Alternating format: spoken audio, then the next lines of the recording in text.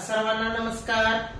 आपण आपल्या YouTube channel मध्ये नवोदय विद्यालयाचं गणित अभ्यासत आहोत। नवोदय विद्यालयाचं गणित अभ्यासत असताना प्रत्येक नमुन्याचे गणित आपण या ठिकाणी अभ्यासत आहोत आणि प्रत्येक स्वाध्यायातले प्रत्येक गणित आपण वेगवेगळ्या पद्धतीने अगदी सोप्या पद्धतीने समजावून सांगण्याचा प्रयत्न करत आहोत। तर तुम्ही माझे व्हिडिओ पाहत राहा किंवा इतर मित्रमैत्रिणींना पण शेअर करत राहा आणि जर कोणी सबस्क्राईब करायचं राहिलं असेल तर सबस्क्राईब करत राहा। चला मग आतापर्यंत आपण मागच्या व्हिडिओमध्ये दशांश पूर्णांकावरील उदाहरणे अभ्यासली होती। आजच्या व्हिडिओमध्ये आपण वजन, चलन, लांबी, वस्तुमान यावरील उदाहरणे अभ्यासणार आहोत।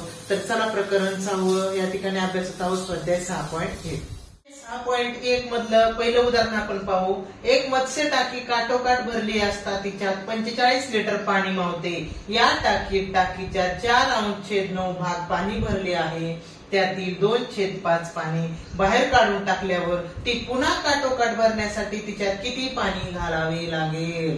तर पाण्याची टाकी, पाण्याची म्हणजे मत्स्य टाकी म्हणजे मासे ज्यामध्ये ठेवलेली अशी टाकी आहे आणि त्या टाकीची क्षमता आहे 45 लिटर पाणी त्या टाकीमध्ये पूर्ण जर भरली तर 45 लिटर पाणी त्याच्यामध्ये बसतंय। तर आपण हे उदाहरण कसं सोडू ही टाकी समजा ही टाकी जर पूर्ण काठोकाठ भरायची झाली तर हिची क्षमता आहे 45 लिटर म्हणजे 45 लिटर पाणी या टाकीमध्ये पूर्ण जर भरली तर 45 लिटर पाणी त्याच्यामध्ये बसते। परंतु या टाकीमध्ये टाकीच्या फक्त 4/9 भागच पाणी आहे म्हणजे या टाकीचे जर 9 भाग केले आणि त्या 9 भागापैकी फक्त 4च भाग पाणी त्या ठिकाणी आहे।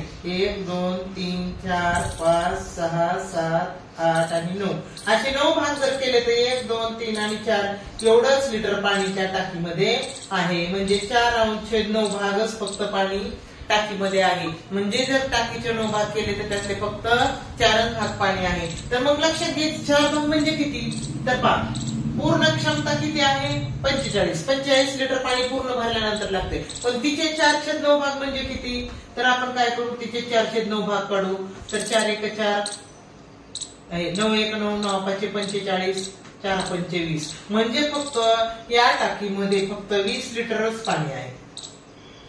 कसं केलं आपण 45 लिटरच्या 4/9 भाग काढले आपण 45 चे 4/9 काढले तर झालं 20 लिटर फक्त पाणी या टाकीमध्ये आहे। तर त्याच्यामधून सुद्धा बघा 2/5 पाणी काढून टाकले म्हणजे 20 लिटर पाणी ना त्याच्यातलं सुद्धा 2/5 लिटर पाणी काढू। मग 20 च आपण काय करू 20 चे 2/5 म्हणजे किती काढू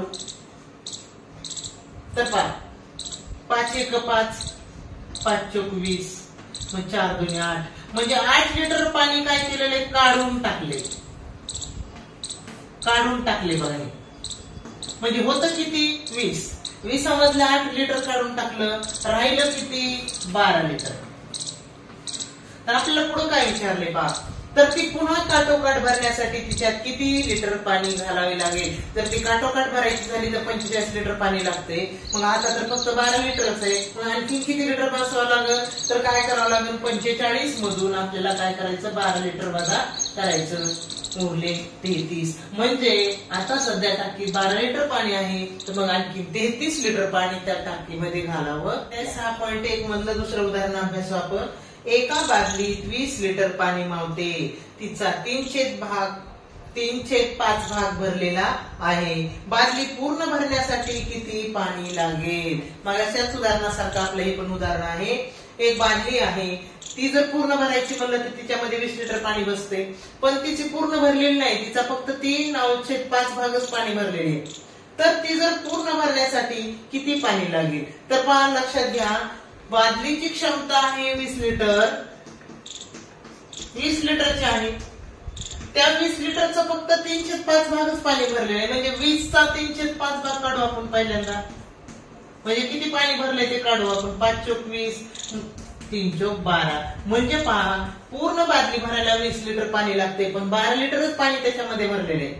तर आता पुढे काय विचारले पूर्ण भरण्यासाठी किती पाणी लागेल। 20 लिटर भरले की पाणी टाकी बादली भरते मग 12 लिटर तर भरलेलं आहे मग आणखीन किती भरावं लागेल तर 20 मधून 12 गेले उरले 8 म्हणजे आणखी 8 लिटर पाणी भरावं लागेल। पर्याय क्रमांक सी। एक 1250 मीटर लांब असणारी एक आगगाडी 2 मिनिटांमध्ये 1 किलोमीटर अंतर कापते. जर ती स्थिर किंवा उभ्या असलेल्या दुसऱ्या आगगाडीला 4 मिनिटात ओलांडत असेल तर त्या उभ्या असलेल्या आगगाडीची लांबी असेल. तर पहा 2 मिनिटांमध्ये ती किती जाते? 1 किलोमीटर अंतर जाते. तर आपल्याला पहा 4 मिनिटांमध्ये किती जाईल? ती 2 किलोमीटर अंतर जाईल 4 मिनिटांमध्ये, आहे का नाही? 4 मिनिटांमध्ये 2 किलोमीटर अंतर आहे. त्या गाडीची लांबी बघा, जी गाडी जाते ना त्या गाडीची लांबी आहे 1250.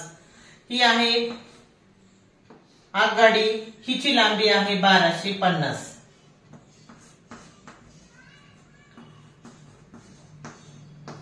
ही अशी आगगाडी आहे, हिची लांबी आहे 1250 आणि तिथं पुढे एक आगगाडी उभी आहे. आगगाडी ती उभी आहे आणि त्या उभ्या आगगाडीला ती काय करते? ओलांडून जाते. उभ्या आगगाडीला ती ओलांडून जाते पहा. तर ती आपल्याला पहा एका 2 मिनिटांमध्ये 1 किलोमीटर जाते. मग 4 मिनिटांमध्ये 2 किलोमीटर जाणार आहे. 4 मिनिटांमध्ये 2 किलोमीटर जाणार आहे. तर तिचीच लांबी आहे 1250. मग आता 2 किलोमीटरला अंतर होण्यासाठी तिचे फक्त 750 मीटर अंतर राहिले. म्हणजे त्या उभ्या असलेल्या आगगाडीची लांबी किती असणार आहे? 750 मीटर. कारण तिला हे 4 मिनिटांमध्ये 2 किलोमीटर अंतर पूर्ण करायचे. मग तिचीच लांबी आहे 1250. मग हे 2 किलोमीटर अंतर करायला फक्त 750 मीटर लांबी राहिलेली. म्हणजे ती आगगाडी जी उभी आहे तिचं अंतर किंवा तिची लांबी असेल 750 मीटर. पर्याय क्रमांक सी. 5045 ग्रॅम म्हणजे किती? तर 5045 ग्रॅमचे तर किलोग्रॅम आणि ग्रॅम मध्ये पर्याय दिलेले. तर आपण ह्याचे काय करून घेऊ? किलोग्रॅम करून घेऊ. 5045 चे किलोग्रॅम करायचं म्हणलं तर 1000 ग्रॅमचा 1 किलोग्रॅम असतो. म्हणून 1000 ने ह्याला भागायचं. 1000 ने भागल्यानंतर खाली 3 शून्य म्हणजे 3 स्थळ दशांश पाहिजे. म्हणजे 5.0045 म्हणजे 5 किलोग्रॅम पाहिजेत. आणि पुढचे जे 45 आहेत ते ग्रॅम पाहिजेत. म्हणजे 5 किलोग्रॅम 45 ग्रॅम. तर पर्याय क्रमांक पहा बी मध्ये 5 किलोग्रॅम 45 ग्रॅम. चला 5वं उदाहरण पहा. 7 लिटर तेलाने 350 मिलीलिटर क्षमता असलेल्या किती बाटल्या भरता येतील? 7 लिटर तेलाने 350 मिलीलिटरच्या. आता लक्षात घ्या तेल किती आहे? 7 लिटर. तर 7 लिटरचं आपण मिलीलिटर करून घेऊ. तर 7000 मिलीलिटर. 7 लिटरचं आपण काय केलं? मिलीलिटर करून घेतलं. तर 1000 लिटर मिलीलिटरचा 1 लिटर असतो. मग 7 लिटरचे झाले 7000 मिलीलिटर. मग त्याच्यामध्ये आपल्याला 350 मिलीलिटरच्या बाटल्या भरायच्या. मग आपण त्याला काय करायचं? 350 ने भागायचं. हा शून्य गेला, हा शून्य गेला. 35 एक 35, 35 दुने 70. हा शून्य जशाच तसा. म्हणजे जास्तीत जास्त किती बाटल्या भरतील? 20 बाटल्या भरतील. 5 रुपये नाण्यांचे वजन 9 ग्रॅम आहे. अणूकडे असलेल्या 5 रुपयांच्या नाण्याच्या पिशवीचे वजन 9 किलोग्रॅम आहे. तर त्या पिशवीत किती नाणी आहे? बघा एका नाण्याचं वजन आहे 9 ग्रॅम. नाण्याचे वजन किती आहे? 9 ग्रॅम. तर तिच्याकडे अशी नाण्यांनी भरलेली 5 रुपयाच्या नाण्याने भरलेली पिशवी, तिचं वजन आहे 9 किलोग्रॅम. 9 किलोग्रॅम म्हणजे किती ग्रॅम काढू आपण? 9 किलोग्रॅम बरोबर 9000 ग्रॅम. तर पहा एका नाण्याचं वजन 5 ग्रॅम आहे. मग 9000 ग्रॅम म्हणल्यानंतर किती नाणे असतील? मग काय करायचं? 9000 भागिले 9. 9 एक 9, 9 एक 9, 1 2 3 0 जशास तसे. म्हणजे तिच्याकडे 5 रुपयांचे नाण्याच्या 1000 नाणे त्या पिशवीमध्ये असतील. पर्याय क्रमांक बी. एक दुधाची टाकी काटोकाट भरली तर तिच्यात 48 लिटर दूध मावते. ती 7/12 भाग भरलेली आहे. जर त्यातले 1/2 दूध काढून घेतले तर ती टाकी काटोकाट भरण्यासाठी तिच्यात आणखी किती दूध घालावे लागेल? तर पहा टाकीची क्षमता 48 लिटर दूध त्या टाकीमध्ये मावते. पूर्ण जर टाकी भरलेली असेल तर त्याच्यात 48. पण पहा ती पूर्ण भरलेली आहे का? नाही. तर त्याच्यातला फक्त 7/12 म्हणजे 12 भाग केले ते 48चे तर 7च भाग त्यामध्ये दूध भरलेले आहे. मग आपण काय करू? तर त्यातले 7 भाग म्हणजे किती लिटर दूध आहे ते पाहू आपण. 48चे 7/12 भाग म्हणजे किती बघा. 48चे म्हणजे गुणिले 7/12 बघू किती लिटर दूध आहे. 5/4 = 48 म्हणजे फक्त 7/4 लिटर दूध त्या टाकीमध्ये भरलेलं आहे. क्षमता आहे तिची 48 पण भरले किती 28 लिटर.